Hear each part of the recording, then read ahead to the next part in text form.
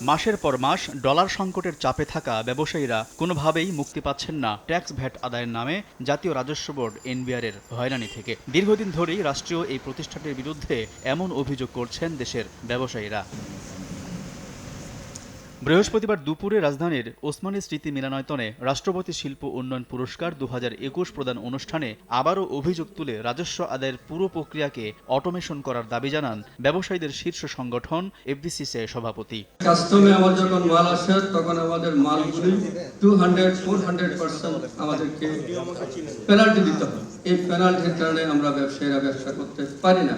রাজধানীতে আরেক অনুষ্ঠান শেষে সাংবাদিকদের সামনে নিত্যপণ্যের বাজার নিয়ন্ত্রণের নানা উদ্যোগের কথা তুলে ধরেন বাণিজ্য প্রতিমন্ত্রী। নিত্যপণ্যের দাম যেন সাধারণ মানুষের ভোগান্তি না বাড়ায় তা মাথায় রেখেই এনবিআরকে কর আরোপের আহ্বান জানান তিনি। আমরা আশা করি এনবিআর এর কাছ থেকে আগামী বাজেটে সাধারণ মানুষের ক্রয় ক্ষমতায় যেন আমরা নিত্য প্রয়োজনীয় জিনিস রাখতে পারি, সেই ধরনের একটা যৌক্তিক কর ব্যবস্থা আমরা পাবো।